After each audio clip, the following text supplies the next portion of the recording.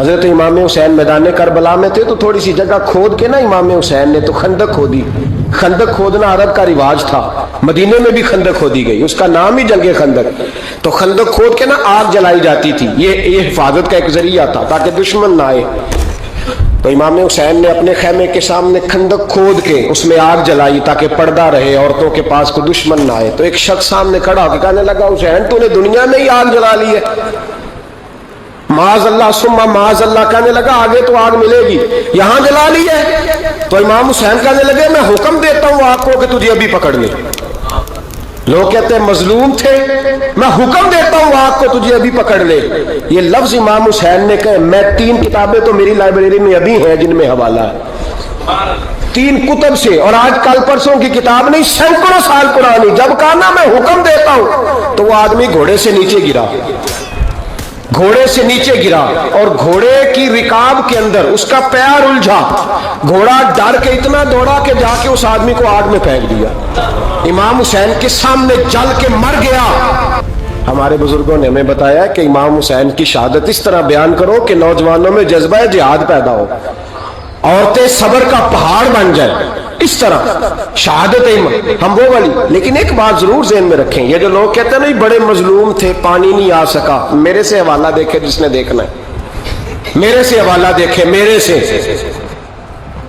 یہ حسین ابن علی ہے, یہ ابھی حکم دیتے تو فرشتے ابھی آ جاتے, یہ ابھی بات کرتے تو ساری دنیا کی فوجیں ابھی اکٹھی ہو جاتی, یہ ابھی حکم دیتے تو ابھی آ جاتے. اور سنو, اگر جناب اسماعیل کے لیے دمبا آ سکتا ہے تو وہ تو حضرت ابراہیم کے بیٹے تھے, اور یہ تو مصطفیٰ کی اولاد ہے, ان کے لیے کیا کچھ نہیں ہو سکتا. لیکن امام حسین نے پسند کیا تھا کربلا کے جہاد کو, اس کو پسند کیا تھا مولا علی نے, وہ اپنی پسند پہ تھے. کوئی آدمی اس طرح نہ بیان کرے کہ بڑے مظلوم تھے تو بڑی مشکل میں تھے تو بڑا روتے تھے بڑے, اور کوئی شخص ایسی بات. یہاں تو تماشا لگ گیا ہے, تماشا لگ گیا ہے. ایک وہ ہے جو آج کل کہہ رہے ہیں بس جی وہ تو 2 شہزادوں کی جنگ تھی, انہیں بھی شرم نہیں آتی, اور ایک ممبروں پہ چڑھے ہوئے ہیں, چہرے پہ داڑھی کوئی نہیں, سر پہ ٹوپی کوئی نہیں, بازاری سا انداز ہے, کبھی دوڑ کے ادھر جاتے ہیں, کبھی بھاگتے ہیں, کبھی کہتے ہیں اونچا بولنا, پیروں پہ کھڑا ہونا.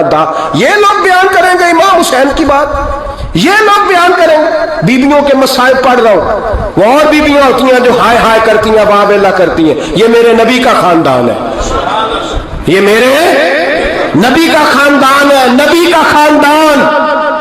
میں حوالہ دکھاؤں گا, مجھ سے سنو حوالہ. حضرت سیدہ زینب نے سارے جنازے دیکھے, بھتیجوں کو, بھانجوں کو, سب کو شہید ہوتے دیکھا. عورتیں ڈرتی میت کو ہاتھ نہیں لگاتی, چیختی ہیں بیبیاں. لیکن حضرت جناب زینب نے پتہ کیا دیکھا تھا, وہ سننا ذرا. امام حسین کی لاش مبارک کربلا میں پڑی تھی, اور امام حسین کا سر کاٹ کے نیزے پہ چڑھایا گیا تھا, اور وہ بیبیوں کے سامنے خالی سر چل رہا تھا, اور سینکڑوں میل کا سفر کر کے دمشق کے بازاروں سے گزرتا وہ سر گیا. آج میں سر کی بات نہیں کرتا, سر کی. آپ مرد ہیں, جوان ہیں سارے, یہاں کسی کا کٹا ہوا ہاتھ پھینک دیا جائے نا, ہاتھ تو لوگ چیخے مار کے دوڑ جائیں گے, بلکہ ہاتھ تو دور رہا, کسی کی انگلی کاٹ کے یہاں پھینکی جائے تو لوگ چیخے مار کے مرد دوڑ جائیں گے. لیکن کٹا ہوا سر دیکھا, لاشیں دیکھے. یزید کا دربار آیا, بی بی صاحبہ کو نا ایسے عورتوں نے اپنے حالے میں لیا ہے, سیدہ زینب وہاں بیٹھ گئی.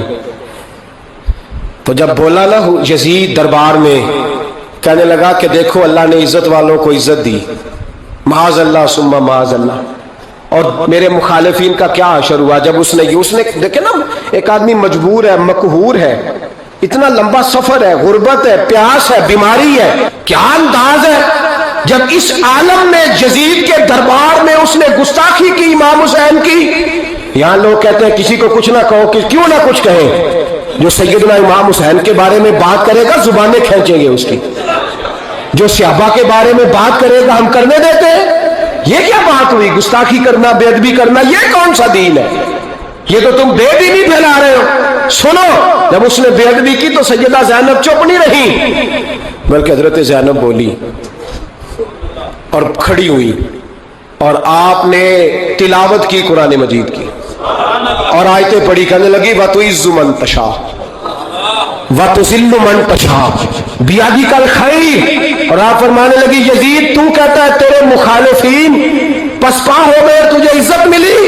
آپ فرمانے لگے یہ تیرا دربار ہے نا، یہ تیرا سجا ہوا ہے نا، تیرا اس وقت ڈنڈا چلتا ہے نا۔ فرمانے لگی چند سال ٹھہر جا، تیرے اوپر لوگ لعنتیں برسائیں گے، اور فرمایا جب جمعے پڑھے جائیں گے تو لوگ میرے حسین کے نام کے خطبے پڑھیں گے۔ فرمایا آج یہ تیرا دربار ہے نا۔ حضرت نعمان بن بشیر صحابی رسول تھے، وہ کہتے ہیں میرے قریب ایک نابینا صحابی بیٹھا تھا، سنو حوالہ میں دکھاؤں گا۔ کہنے لگے میرے قریب اس وقت یزید کے دربار میں ایک نابینا صحابی بیٹھے تھے، جب بی بی زینب نے یہ بات کی نا تو وہ نابینا صحابی میرا ہاتھ پکڑ کے کہنے لگے نعمان علی آ گئے ہیں، یہ تو علی کی آواز ہے، علی آ گئے۔ جبریل امی بول رہے ہوں جیسے حکمت کے گوہر رول رہے ہوں جیسے، دربار دمشق میں وہ زینب کا خطاب منبر پہ علی بول رہے ہوں جیسے۔ کہنے لگے علی آ گئے، علی، یہ تو علی کی آواز ہے۔ جناب نعمان بن بشیر کہنے لگے نہیں، علی جب بولتے تھے تو بڑا رنگ ہوتا تھا، ابھی تو زینب کھل کے بول ہی نہیں رہی، ابھی تو زینب ستائی ہوئی ہے، ابھی تو زینب زخم کھا کے آئی ہے، ابھی تو زینب پیاسی ہے۔ کاش زینب تر و تازہ ہوتی تو زینب خطبہ پڑھتی تو علی کی طرح گرجدار آواز نکلتی۔ یزید کے محل کانپتے، جبریل امی بول رہے ہوں جیسے، حکمت کے گوہر رول رہے ہوں جیسے، دربار دمشق میں بی بی زینب کا خطاب منبر پہ علی بول رہے ہوں جیسے۔ وہ مسکینوں کی طرح منتیں نہیں کر رہے تھے، ہائے پانی ان کا مزاج ہی نہیں تھا، بلکہ وہ دلیر لوگ تھے، دلیر، اور بر موقع بر محل بولتے تھے۔ یزید آیا دربار میں، جب یہ سارا قافلہ وہاں پہنچا تو یزید دربار میں آیا، اور جب وہ دربار میں آیا تو بادشاہوں کا طریقہ ہے، گاڑیاں اب ہمارے بادشاہوں نے روٹر والی گاڑیاں رکھی ہوئی ہیں، وہ یوں چلتی ہیں، شور ہوتا ہے پیچھے۔ اس زمانے میں کہا جاتا تھا با دبا ملازہ ہوشیار، پیچھے ہٹ جاؤ، نعرے لگنے لگے۔ تو یزید کا ایک ناخلف بیٹا امام زین العابدین سے کہنے لگا تیرا باپ کہاں ہے؟ دیکھ یہ میرے باپ دادا کے نعرے، دیکھ میرے باپ کے نعرے، تیرے کدھر ہے؟ ابھی یہ بات شروع اس نے کی تھی کہ دمشق کی جامع مسجد میں زور کی اذان ہو گئی، اور جب مؤذن نے کہا نا اشہد ان محمد رسول اللہ، تو امام زین العابدین اس کا ہاتھ پکڑ کے کہنے لگے یہ میرے نانا کے نعرے لگ رہے ہیں، اگر تیرا ہے تو بتا، یہ میرے نانا کے نعرے ہیں۔ اور فرمایا تیرے باپ کے 2-2.5 سال لگیں گے، میرے نانے کے قیامت کے بعد بھی لگیں گے، میرے نانے کے نعرے قیامت کے یہ لگتے رہیں گے، لگ رہے ہیں اور لگتے تھے اور لگتے رہیں گے۔ میرے بھائی یاد رکھو، دلیری، ہمت، پہلی بات ان سے پیار کرنا ہے، دوسرا ان کی ہمت، ان کا مقام دلیری کرنا ہے، ان کا کام ہمت کرنا ہے، ان کا کام ڈٹ جانا ہے، کمزوری دکھانا اہل بیت کا طریقہ ہوتی ہے۔ حضرت عباس کے بازوؤں میں درد ہوتی، جناب زینب پھر پریشان ہوتی ہیں کہ ہم تو اس بے حیائی کے خلاف لڑے اور امت ابھی یہ گند کر رہی ہے۔ جو چوکوں میں کھڑا ہوتا ہے نا عورتوں کو تاڑتا ہے، وہ یزید کے طریقے پہ عمل کرتا ہے۔ یہ دلائل ہے، آپ سوچ لیں، اندازہ کر لیں کہ ہم نے کس جماعت میں کھڑے ہونا ہے۔ اس لیے گند سارا نکالیں۔ امام حسین کا ایک پیغام آج اپنانا بڑا ضروری ہے۔ امام حسین نے سر سجدے میں کٹایا اور قرآن کی تلاوت نیزے کی نوک پہ بھی جاری رہی ہے۔ اس لیے آج کم از کم 10 نفل امام حسین کی سنت سمجھ کے ضرور پڑھیں گے انشاءاللہ۔ جنہوں نے روزہ رکھا ہے بڑا اچھا کیا ہے، چلو جو نہیں رکھ سکے پھر بھی نفلی ہے، کوئی فرض نہیں۔ کم از کم 3 دفعہ سورت یاسین کی تلاوت آج